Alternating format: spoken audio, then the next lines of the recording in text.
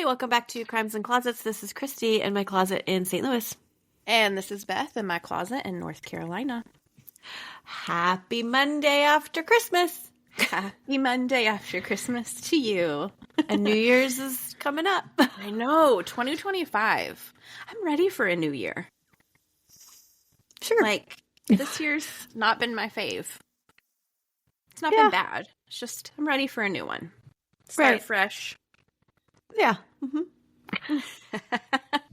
You're like, I don't care either way. It's just I have a feeling there's going to be messes. I almost cursed there in 2025 too. So, I mean, there's always going to be a mess at some point, but I'm just hoping that it's not the entire year. You need to set some intentions, but it won't be. Yeah. So Kelly and I do words every year. Oh, that's nice. A lot of people do that. I like that. Yeah. And so, because I don't stick to like resolutions necessarily, like, I'm going to lose weight. I'm going to work out more. Like, maybe I did that, but not because I set a resolution. So last year was calm for me because I couldn't even remember my words. She had to remind me. And I actually think I did it. Like, I was definitely more calm. With the kids specifically, that was like really what it was. Like, try not to totally lose your stuff all the time. Right. And I did. I was a lot more calm about things in general. And I've already come up with my word for next year. So, are you going to share it? It's affirming. Because I'm not very good at like affirmations and like making sure I tell people that I care. And so we were literally at this shop and they had these little cards and I was like, oh, I'm buying them and I'm going to like write on them and just like stick them in a notebook or stick them in a lunchbox or stick them in a suitcase or whatever. And just try and do that a little bit throughout the year for everybody. I love that. To be more affirming. That's great. Yeah. That's my love language. I know. It's my husband's love language and I'm terrible at it. That makes so much sense, actually, that's his love language. Because I feel like on like birthdays and like Mother's Day or Thanksgiving or whatever, he always sends like the sweetest text messages to like me or to the group text or whatever. Just like, we're so thankful for you guys and this is why, whatever. And I'm like, I love this. It's like filling my cup, you know? Yeah, you are very affirming all the time. Like I think of that about that, like the two of you, like, and I'm always like, I don't ever affirm either one of them. We know you love us. I do. I just show it in different ways. Exactly. Well, because most people show love how they feel loved. And so, so like my words of affirmation are probably totally lost on you. Not lost, but like they don't fill you up the same way they do. They do. Oh, well, that's good. Do. Yeah, they do. So maybe you're a little bit of that. Listen, in 2025, you will be. Yes, I am. Real good at it. I'll think of my word, and then I'll let you know. Okay. For now, I wanted to update you on, I know Christmas is over, but I wanted to tell you about my Christmas tree because I think that it is haunted. I'm not kidding. So, so it's a live tree. We get a live tree every single year, picked it out together. It's always this super fun family day, whatever. It's beautiful. It's one of my favorite looks-wise trees that we've ever had. But we have these lights that are on a remote control, and you can change the colors or whatever, blah, blah. So I set it on the color that I wanted to set it. Every single night, it changes colors on its own. And I'll come down, and it'll be all red. All of the lights will be red, which is very aggressive. Yes, it is. Like, it's not pretty. No. At all. And I don't like red. Blood all over your tree. Yeah. I have like an aversion to the color red for some reason. Like it freaks me out. I just don't like it. Christmas is different. Christmas red is different. But like just in general, like nothing in my house is red. I don't have like anything decorated in red. It just freaks me out. I don't know why. I don't like red cars. Like I just don't like red. So I feel like I'm taking it personally. I'm like, why is the tree? I come down every morning and the freaking tree is red.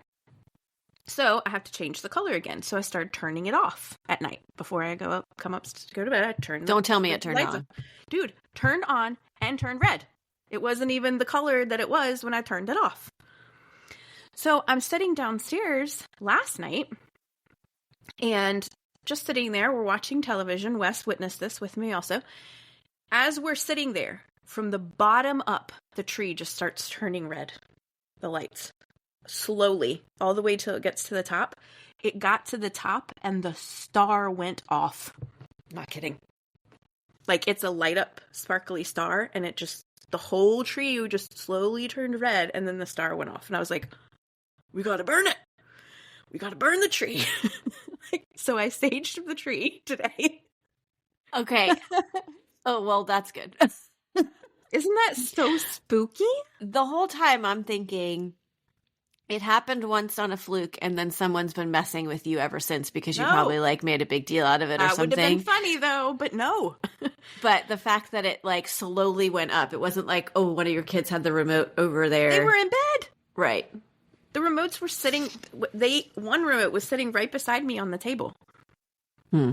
And Wes and I look at I'm like, do you see that? And he's like, what the heck? I was like, oh my gosh. We have a demonic energy in our tree. Isn't that creepy? That's really weird. So weird. So there's that. I hope everyone had a Merry Christmas. Yeah. I'm assuming you'll be getting rid of your tree the second you can. Yes. It's when this drops, it's probably GOE. Day after Christmas, done. Christmas Day, Christmas night. Put the presents under there, sage them, and then get rid of the tree. Oh my gosh. Yeah. And these are not new lights. Right. You know, like if we got them last year, and they did not do this last year. Right. So it's the tree. Wow. I don't know. Somebody cursed my tree. I know. I wonder who. Wasn't it? I did not do it. No, seriously. Anyway, that's my news. Wow. Well. Hope everyone, if you celebrate Christmas, I hope it was great. I hope your tree stayed exactly the color you intended it to be the whole time. Merry Christmas, Happy Kwanzaa, Happy Hanukkah, Happy all the things to happy whatever you celebrate. And Happy New Year. Yes, Happy New Year. That's coming up for everyone. Yes. So, all right. Well, if you don't have any more spookiness, I have a story for you. Okay, let's do a case here. Okie dokie, here we go. Okay, so I said I have a story for you because of a reason. Because normally I'm like, I've got a case for you, or a crime. We have a crime, we say that. Okay. This is going to be different. I'm intrigued. So this was suggested to me by my friend Kathy. Okay. She is, I don't think I know Kathy. You don't know Kathy. She is a middle school teacher at the middle school.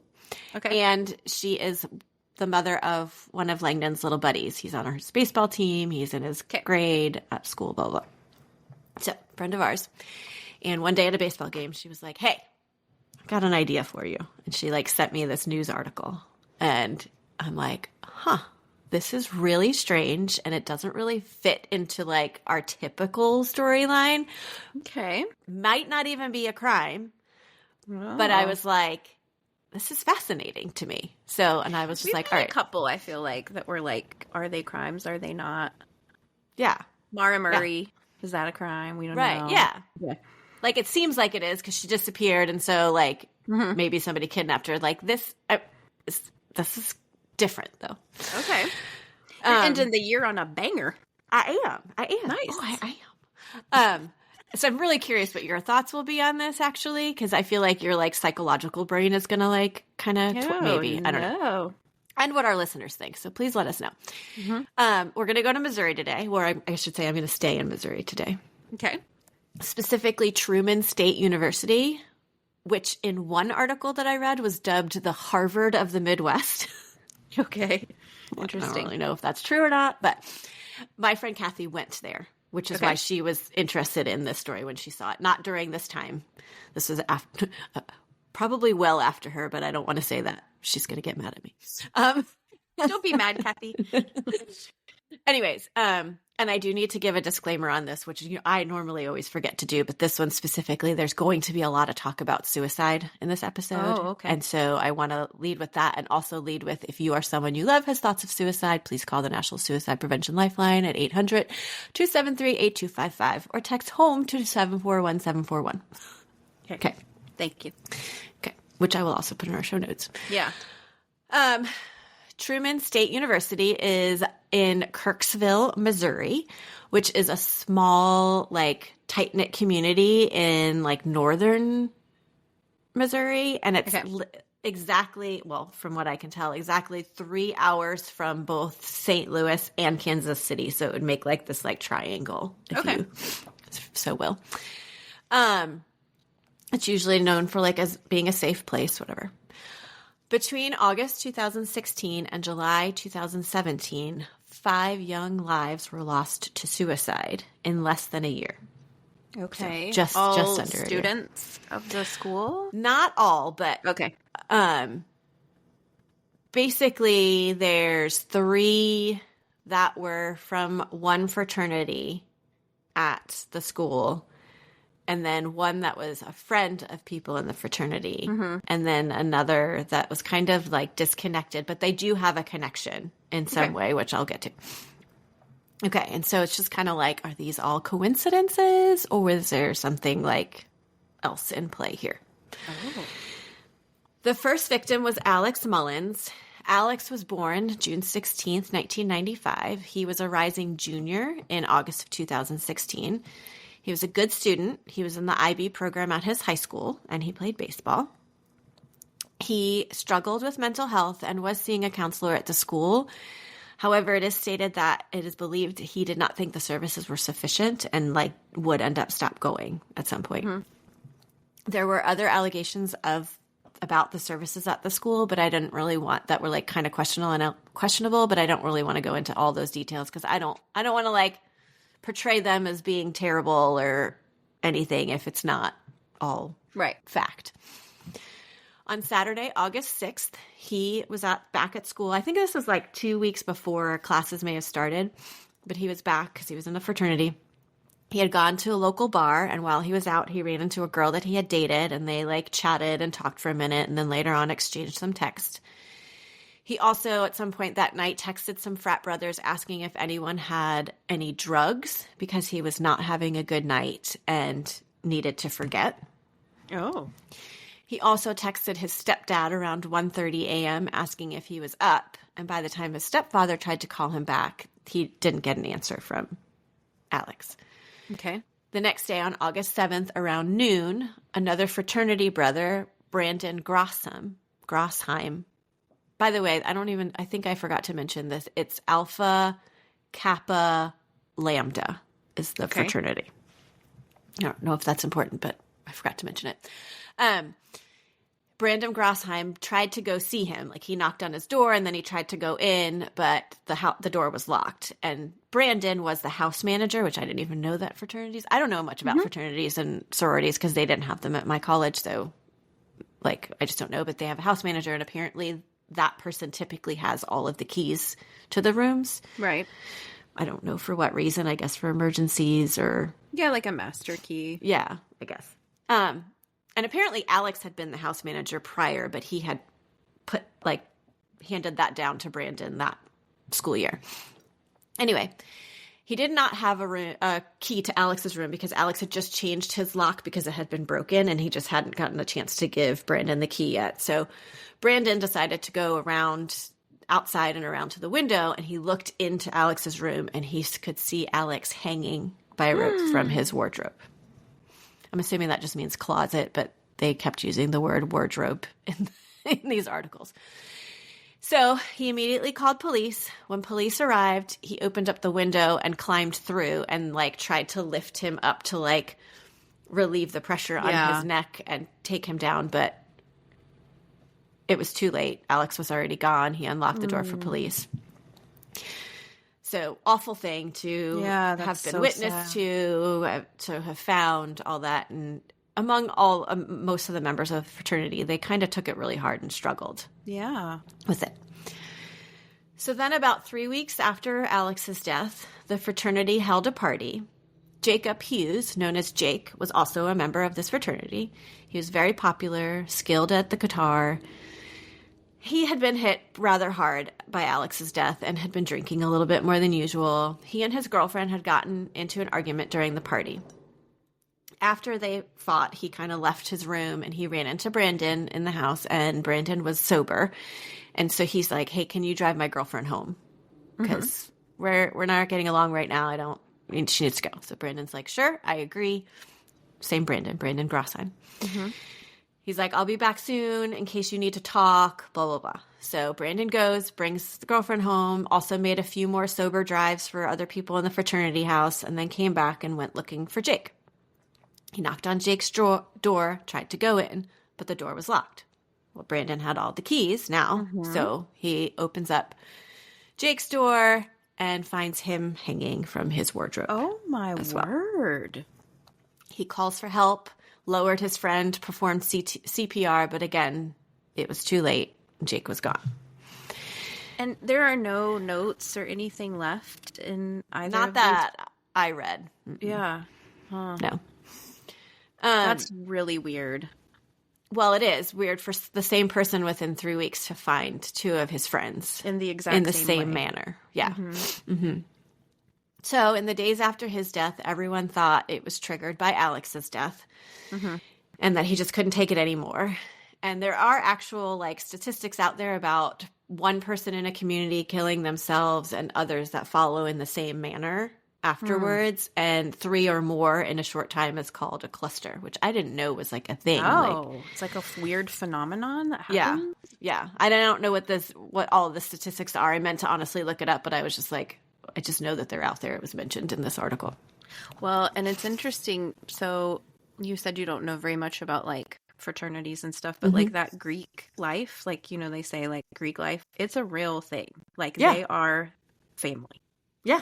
They are brothers. They eat, sleep, live together. They're just together all the time. Yeah. But the mentality of being in a fraternity is very you are one. It's just it's a interesting mentality type dynamic. Yeah. Yeah. I've always heard that. And people will talk about it into their adulthood, and they're always connected. Somebody's trying to get into a sorority or fraternity you're in, you can give a recommendation, I guess, still at whatever, because you were one at some point. I don't know. Yeah. It's interesting to me, but I just never experienced it. Yeah, it's quite the culture. Yeah. Were you in Greek life? No, but I had friends, good friends who were, and so I was around it. Okay. Yeah. Yeah, no, I don't like people, so.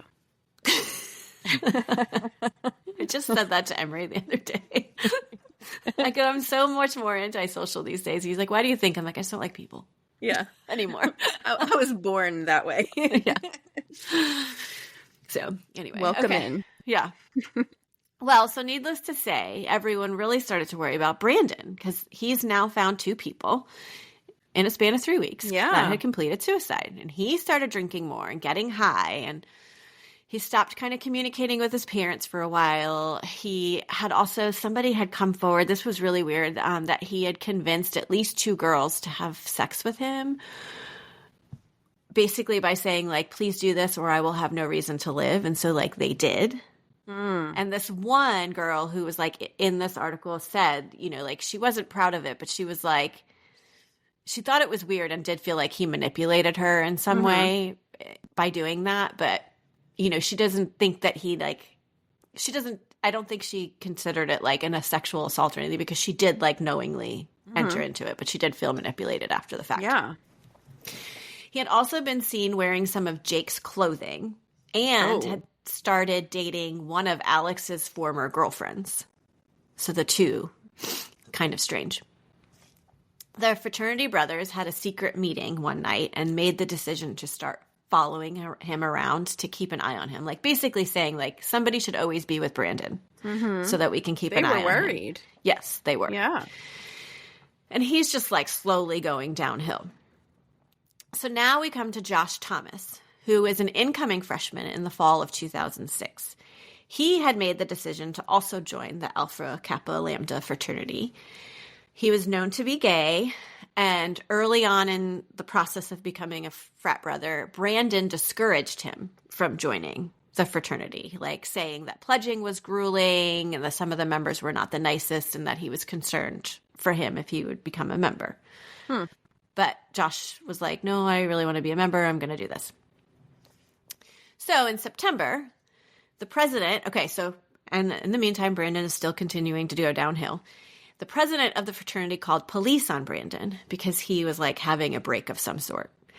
He was destroying his room, ranting about death and suicide, and they could not calm him down. So they call the police, they handle this, and things really don't get better, so they eventually ask him to leave the fraternity. They're like, we're sorry, you can't stay here anymore. Yeah, he was like becoming volatile, it sounds like. Yes. So he ends up moving into an apartment off campus. Through all of this, though, Josh remains friends with him because he did appreciate like Brandon seeming like he was looking out for him when he was trying to join the fraternity and whatever. And he tried to bring him to some parties, but he would be denied entry if Brandon was with him because they were like, we don't need that mess in here, blah, blah, blah. And Joshua, I believe, was suffering from some sort of kind of mental health stuff too. And one night he became upset and was like, he became upset that they wouldn't let him in. And they were like, he's like, you really need to let him in. He's a good friend of mine, blah, blah, blah. And then one day he was really distressed about something. And he was like, you guys need to call Brandon. Brandon needs to come. So they did. They called Brandon in to help him out. Okay. Because it was the only one that he wanted to talk to. Well, that was in March of 2017. Then 1 month later in April 6th of 2017, one of the fraternity brothers got up for work and his girlfriend was with him, and they noticed a napkin underneath their door. This was in the fraternity house. Folded in this napkin was $48 and a note written in pink highlighter that said, "Smoke a bowl in my memory." Uh-oh. And they recognized the writing as Josh's. Oh, no. So the couple are like, we need to go find Josh. So they're like, they go to his room. He's not there. They start walking around campus. They eventually find his laptop in the library, and it was playing music with a note on the computer that said, "Read me," in that same pink highlighter. And on the computer was an essay that he had been writing or had written in the past about a sexual assault that he had been a victim of in high school that stated was destroying his life. Oh, no. And one of the last lines in it said, "You know what they say, what doesn't kill you just isn't finished yet," which I've not heard that saying. That's a bleak spin on what doesn't kill you makes you stronger. Yeah.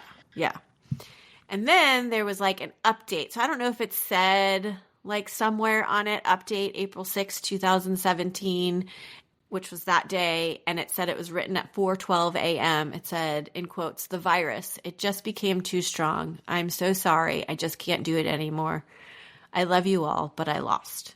So now they're like, oh my gosh, like we've got to find Josh. So they continue to search for him, and they eventually find Josh hanging in a storage closet. Where like in the building, in the frat house, or just at the school? It doesn't specifically say, but it says it's a storage closet that they kept extra mattresses in. So I'm thinking maybe it was the frat house. Right. But it doesn't specifically say. Okay. This is so weird and sad. It is very sad. But hence why I had to make this disclaimer, because this is like a lot. Near his body on the floor was a small piece of paper, and it was like close to him on the floor, like maybe it had fallen out of his hand after he had hung himself. And all that's written on it is Brandon Grossheim's email address. No idea, like, why. But again, we've got Brandon as a connection to all of this. Yeah. Police go talking to Brandon because they're like, well, why does he have his ear? And he's like high at the time. And the cops say he seemed like he was acting really weird. But of course he's high. So I'd probably be acting weird if the cops came to my house and I was high too. But he didn't really have anything like to add or to help them with. So, and he was like, I don't know why he had my email address on him. Like, no clue, whatever. I mean, we were friends, but he couldn't explain it. So at this point, Alex Mullins' mother, Melissa, who's the first person who completed suicide, is like becoming suspicious of Brandon. She's like, he found two of his frat brothers, and then a third frat brother was found with a paper with his email address on it. Like, why is he always connected to And they investigated this to see if there was like, did they have marks on them where they possibly struggled? Like, any signs of foul play on any of them, or did they even didn't look? Because all of them were people who had sought like help mentally and were struggling and like just struggling in school too and whatever. And so, no, I think it was just I don't know that they like really truly like investigated because it seemed like it was very clear that it was a suicide. Right. So as far as that goes, no, like suicide done, like unfortunate events, but nothing more to really add or look into. Right. So Melissa decides she's going to become her own detective. She's like, I gotta keep an eye on this guy. So she, in like research and looking things up online, she discovers that there was another suicide 5 months after Alex and Jake, but 3 months before Josh. Okay, so that wasn't on. Yes, in the middle. It was in January 27th, 2017. Not really seemingly connected to anything because this was of Alex Vogt. He was a 21-year-old student at a nearby community college, so he wasn't in Truman. However, he was friends with people who, like some of the frat brothers. So he knew them. He had hung himself and was found by his girlfriend Madeline. Alex was found in his apartment, which was across from the Wooden Nickel, which was a bar and restaurant that his parents owned, and he worked there as a cook. And who else worked there? Brandon Grossheim. This is weird. Brandon also lived in the apartment across the hall from Alex. So this Alex. Now there's two Alexes. And coworkers. Brandon comforted Madeline after his death, and he also asked police if he could see the body before the coroner took it. No. Which seemed like a pretty odd. They denied it, and it was like noted as an odd request. Because like clearly he saw both of the other bodies because he found them, and now he wants to see this one. Like, anyway, really weird. So Melissa's like, what the heck? Brandon's now connected to another one. So she's like trying to watch him like a hawk. She actually logged into Alex's phone to see if like he had any strange messages prior to him taking his own life and whatever. And so she was like in his like Facebook. You know how it's like shows like the little green dot like when you're online or whatever. Yeah. So Brandon sees that some like Alex's Facebook is like active. And he freaks out and writes the person, like, whoever's on this, stop it. This is distressing me. And is like all in a like tizzy about it. And she's like, she's like, it's me. It's Alex's mom. I'm just logging into it, like, and then he backs off. But she was like, it's really strange how like he got so upset about that. But whatever. Because she really didn't think he was like one of his best friends, but like she knew they were friends. But anyway, so she was like, okay. Brandon would also attend a suicide awareness march in Kansas City that Melissa was participating in, like basically in honor of Alex. And he shows up and now has this tattoo of a number 7, which was like Alex's special number on him. So, I mean, which I get, like people do that, but. Yeah, and they're frat brothers. And like I just said, it's a really tight bond. Yeah. For life and all that. But she also thought it was weird that like he was wearing Jake's clothing and then also dating one of the ex-girlfriends. And like there was just like so many weird like things that were going on. She's like, this is so strange. It is strange. So then we get to July of 2017, which is 3 months after Josh's death. And Glenna Haught, a 29-year-old dog trainer, was found dead in her ex-boyfriend's apartment.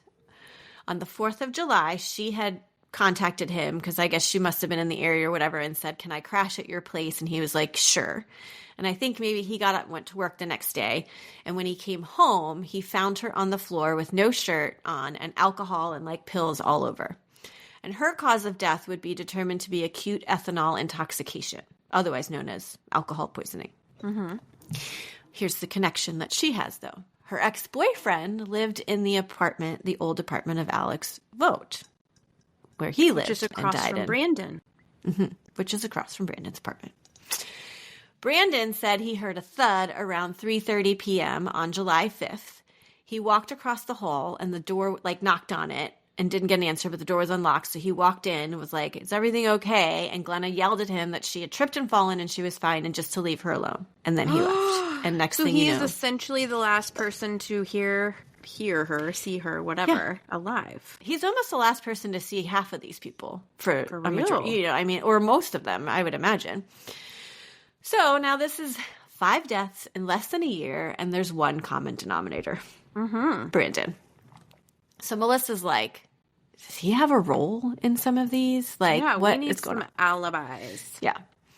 So Brandon, in the past, has called himself a peacemaker with people who are on the verge of suicide, like people who are having trouble with mental health. He like considers himself a peacemaker. Whatever the heck that means, I don't know.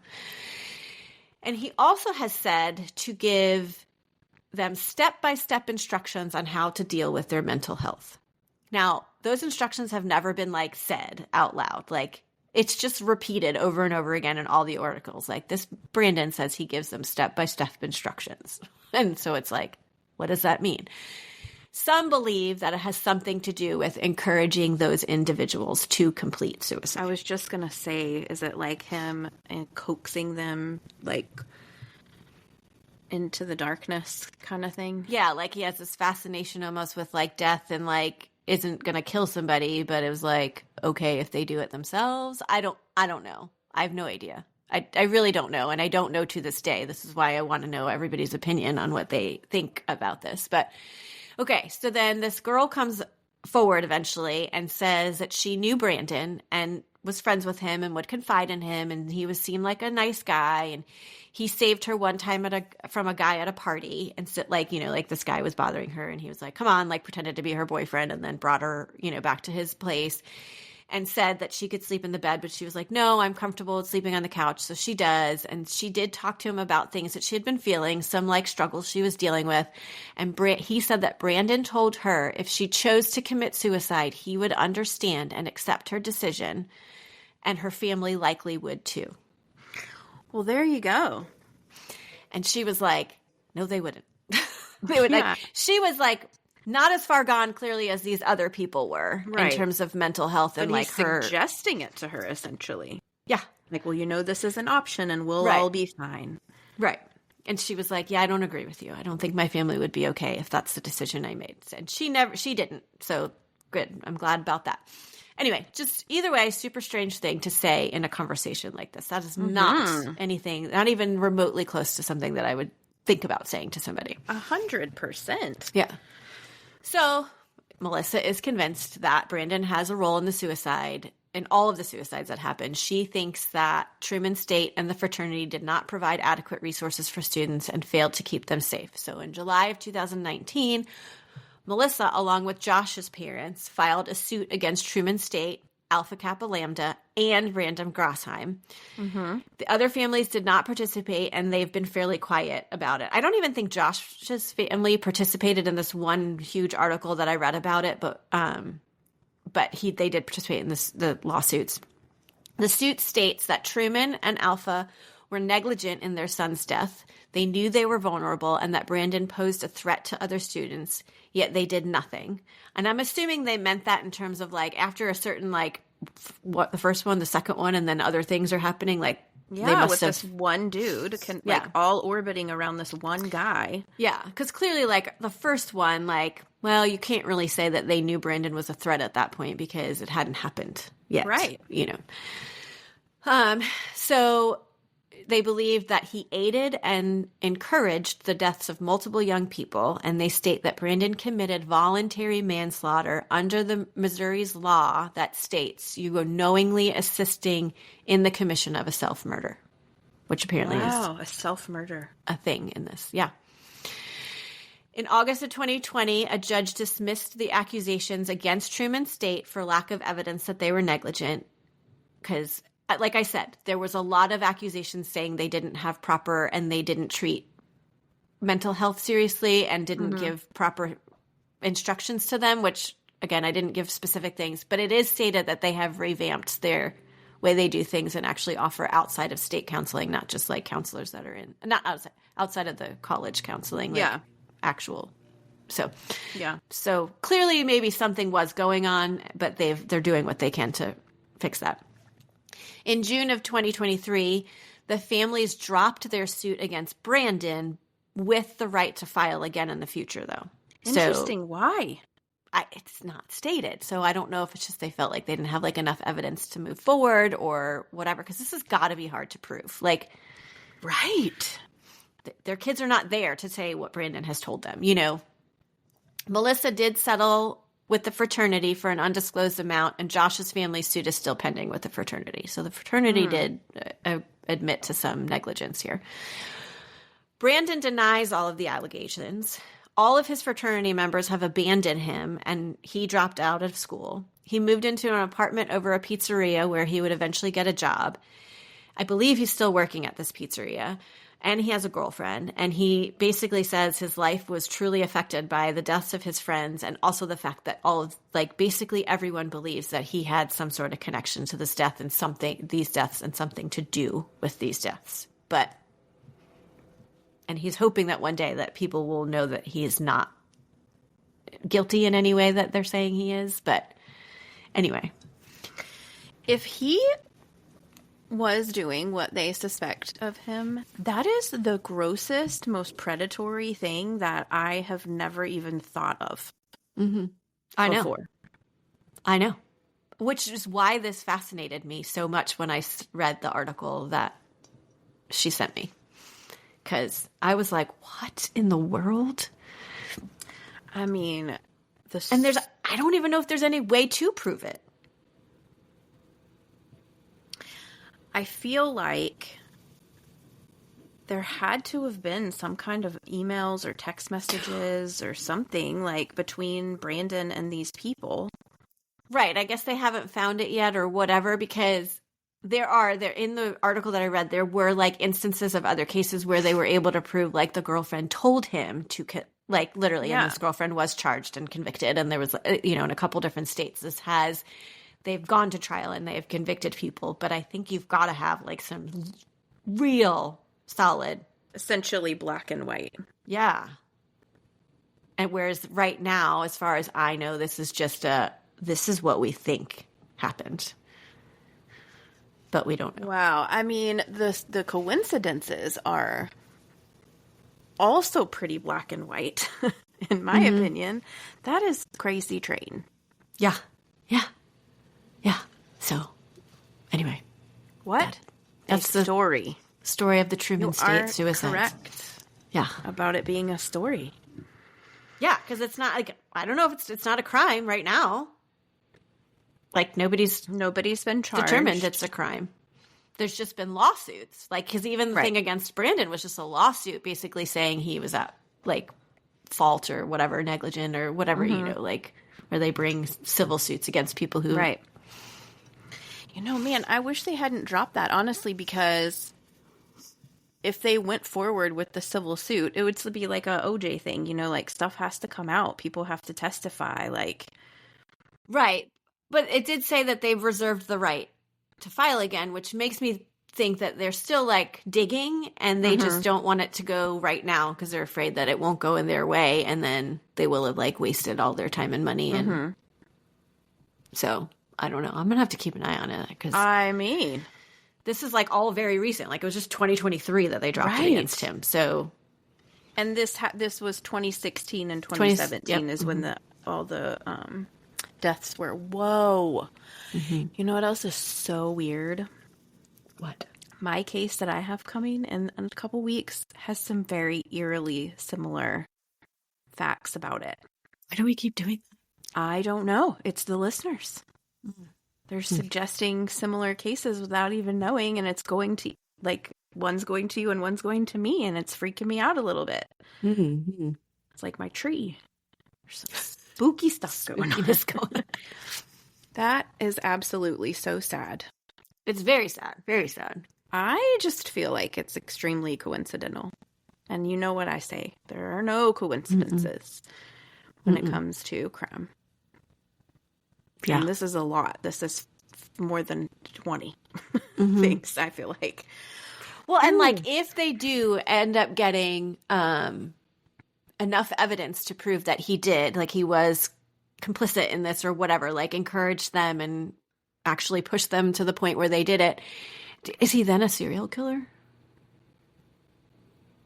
Yeah. Yes. So that's 5 people. Yeah. Even if it was only the 3 frat brothers and like the other 2 that were like kind of like, oh, just where he lived. Although that's, I mean, if he did it with them, he definitely did it with these guys. And granted, Glenna was different, but he was still the last person to see her alive. Yeah, so he could have said something to her, like, keep drinking, and she could have just been this way. Yeah, drinking and decided that's how she was going to end it. Yeah, because they don't know if it was accidental alcohol poisoning or if she did it on purpose. That'd be a terrible way to go, I would think. Oh my gosh, when I've definitely in my day drank too much, and you're getting, like you're about just being sick off of it. I can't imagine being to the point where like you will die from it if you've drank that much. Like I don't even like how I feel when I drink too much and I get sick. Like no. Well, no. Oh my gosh. Wow. I am speechless. Mm-hmm. That's weird. Weird. And listen, if he didn't have anything to do with it, I mean, I would feel really bad for him. Yes, I would too. That's what I'm like. I'm trying not to like condemn him, but it is very suspicious and whatnot. And if he didn't do it, I would hate that it's ruined his life in this way. Yeah. Finding all of these people would ruin his life in a way, I would imagine. But like then being blamed for it if he really didn't have anything to do with it. Or accused of it from the community. And no, there's never, since he was accused, no more deaths in his not that I've seen, circle. Yeah. And the police even did look into it because Melissa went. Like, there's like a little bit more to the story. Like, the police did try, but they were like, there's just nothing to like prove that this is the case. They think it's suspicious too, but there's really nothing to go on. Wow. That's wild. Well, thank you for diving in, Kathy. Yeah. It was a banger. Mm-hmm. It was a good one. Yeah, that was a doozy. I was unprepared. Mm-hmm. The next one's a doozy, too. I'm telling you. You guys, come back.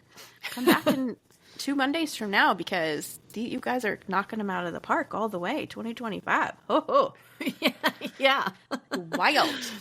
Wild up in here. We hope you guys enjoyed today's crazy episode and that you have a great and happy and safe new year. And we hope that you use the resources that Christy mentioned at the top of the show if you feel necessary. And maybe if someone is trying to speak to you in this manner, run. Yeah. Run away. Yeah. I don't even know what they're not your friend. Okay? They're not your friend. No, that's not a friend. Mm-mm. Absolutely not. So we love you and we want you to stay safe and be safe and find support and help if you need it. And come find us on social media and we'll see pictures of all these frat brothers and Greek life and all that stuff. And we'll see you in a couple weeks for another one. And always remember, the world is scary. People suck. Hide in your closet.